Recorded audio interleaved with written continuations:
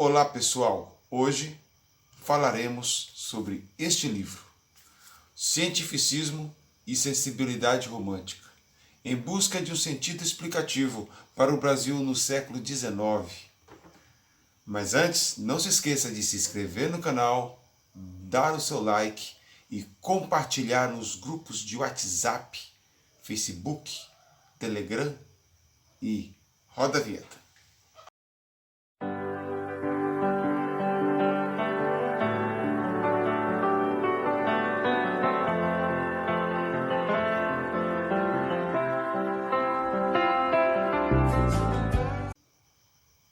Olá pessoal,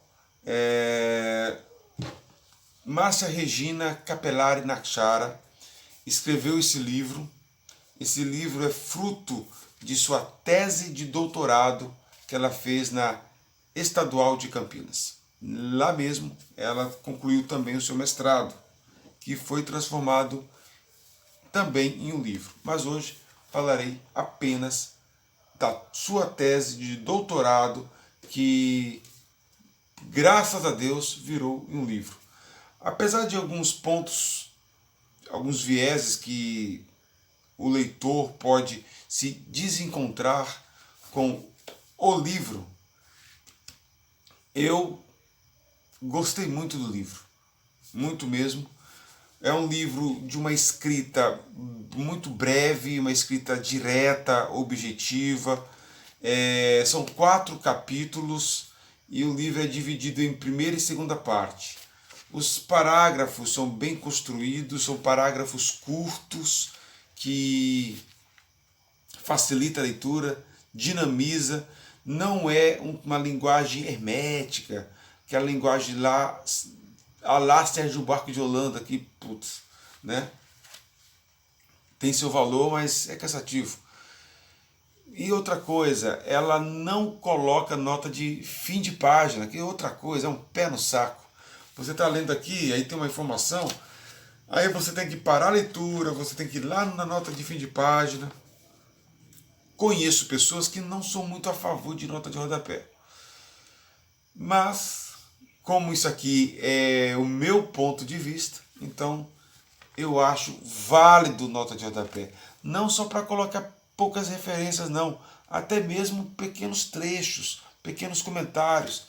E ela brilhantemente coloca aqui, ó. Veja o tamanho dessa nota de rodapé.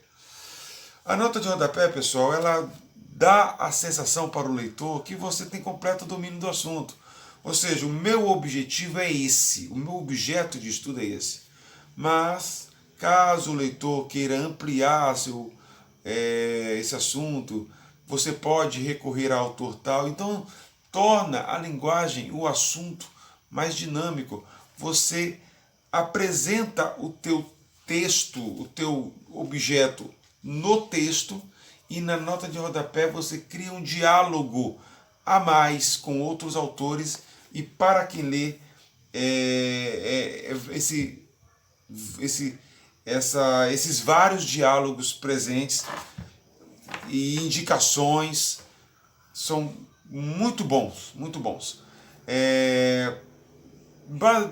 Pela própria nota de rodapé, eu pude comprar outros livros, né? Eu comprei um livro de Edmund Burke sobre romantismo, o Brasil na paisagem do século XIX, outros livros. Esse aqui, ó, que tá ali, ó. Vou trazer aqui, ó. Referência, nota de rodapé. Ela estava falando e ela na nota de rodapé ela colocou: como diz o autor tal, no livro tal, o Brasil de hoje no espelho do século XIX. Então, bacana, show de bola. Logo, quando você começa a folhear o livro, tem uma frase da filósofa Hannah Arendt. Que frase, mas que frase! Pois o mundo não é humano por ter sido feito por homens. O mundo não se torna humano porque a voz humana nele ressoa, mas o mundo se torna humano quando ele se torna objeto de diálogo. Então, A partir de então, ela vai começar a construir sua tese, apresentar sua tese, e começando pela busca pela história, pela identidade, relação da natureza com a civilização, as diferenças entre campo e cidade, representações do Brasil nos romances do século XIX e também pela representação da natureza. Em outras palavras, ela vai buscar tecer, investigar a construção da identidade no Brasil através do romantismo, da literatura e das representações da natureza. Para isso, ela vai visitar lá a questão do período colonial, com as grandes navegações, os imaginários que os europeus tinham a respeito do Novo Mundo, e ali partindo do século XVIII, com o fortalecimento do ideal romântico.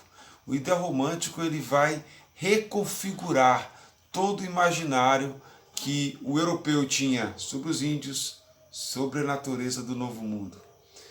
E também um outro elemento que é o cientificismo, a crença no progresso, na ciência. Esse conjunto de fatores permeia todas as relações que existem entre europeu e americanos, habitantes do Novo Mundo da América. Ela vai abordar também a questão da natureza degenerada. E sobre esse tema, ela vai citar dois grandes cientistas, Conde de Buffon e de Paul, que trabalharam essa questão da natureza degenerada. Havia um conceito de que o Novo Mundo era só natureza, e não somente só natureza. Observou-se que os habitantes aqui, eles eram mais infantis em relação ao homem civilizado, mais ingênuos, e também não foi constatado nesta nova natureza a presença de grandes mamíferos, dando a entender que a natureza atrofiava os seres vivos. E com essa ideia de degeneração da natureza e que os seres vivos do Novo Mundo estariam com seu processo evolutivo comprometido, justamente por não encontrarem aqui vestígios de grandes mamíferos, criou-se também a concepção de que os habitantes aqui só estariam no mesmo nível de evolução, de civilização da Europa, somente se fosse com a presença do europeu. Mas vai aparecer um filósofo no século XVIII chamado Jean-Jacques Rousseau. Esse filósofo ele vai contrariar tudo que é escrito e que é debatido sobre o Novo Mundo. Para Rousseau, não é a Europa a estrela que guia a civilização do mundo. Não. A civilização, as cidades, o apinhamento de pessoas, a corrupção, os valores morais em sociedade são valores corrompidos. Para Rousseau, é o natural, é o homem selvagem. Ele vai falar que o homem selvagem é o homem puro. Este sim é o homem puro que deve ser observado com melhor atenção. Este pensamento de Rousseau vai dar o pontapé inicial aí, ou um dos pontapés, né, iniciais para o desenvolvimento do pensamento romântico. O romantismo traz à tona um encantamento pela natureza selvagem e pela natureza sem fronteiras. Depois de Rousseau, vai aparecer um outro viajante, que este viajante ele é um dos pilares, é um dos exemplos a ser seguidos por outros inúmeros viajantes. É o Alexander Humboldt. Ele também vai vai refutar essa questão da natureza inferior da América. Ele também é um grande apóstolo do romantismo, né? Ele vai enaltecer a natureza do Novo Mundo e também o seu habitante. O índio que mora no Novo Mundo, que tem contato com a natureza, ele está em uma posição mais elevada do que quem está distante da natureza. Essa ideia de robô também vai encontrar uma contraposição em Friedrich Hegel. Friedrich Hegel defende sim a inferioridade da América. E um dos conceitos de Hegel vai estar lá nos escritos e no comportamento de um cara que também é um dos grandes expoentes aí do século XIX e XX, no que tange a ciência sociológica, que é o Karl Marx. Enquanto a ciência busca um método de compreensão partindo do simples para o mais complexo, o romantismo vai partir ao contrário, do complexo para o mais simples. E Humboldt, ele vem corroborar com este pensamento romântico. Ele defende uma ideia totalizante de natureza e que o mundo deve ser compreendido não pela racionalidade, como pressupunham os iluministas, os racionalistas. O Humboldt, juntamente com outros expoentes ali do romantismo, vão inaugurar um pensamento que o homem deve estar conectado com o mundo não via razão, mas via subjetividade, empiria, sentimento. Para o romantismo, o mundo é uma unidade orgânica, como se fosse um organismo em que o mundo e cada um de nós somos parte deste organismo maior. Esta tese é rompida com o surgimento do darwinismo, que estipula não só seres vivos, mas também uma sociedade hierarquizada. E segundo a ótica do darwinismo e também do cientificismo, a ciência passa a ser uma ferramenta que irá diferenciar quem é civilizado e quem não é civilizado.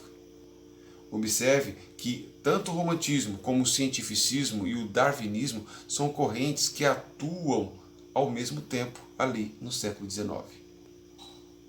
Entretanto, para o romantismo, a natureza é símbolo da complexidade humana e a apreciação da natureza era um adorno do homem culto, do homem civilizado. Então, não necessariamente o índio que vive de acordo com a natureza. Também não é tão simples assim. Para o romantismo, o homem precisava ter essa consciência. A sensibilidade é um sinal do homem civilizado e não o seu estado bruto, rústico com relação à natureza. Ou seja, a natureza é um lugar de expressão dos sentimentos. A partir do romantismo, iremos ter também o historicismo, que vai buscar as raízes dos povos, e também a história natural, que falaremos na próxima aula.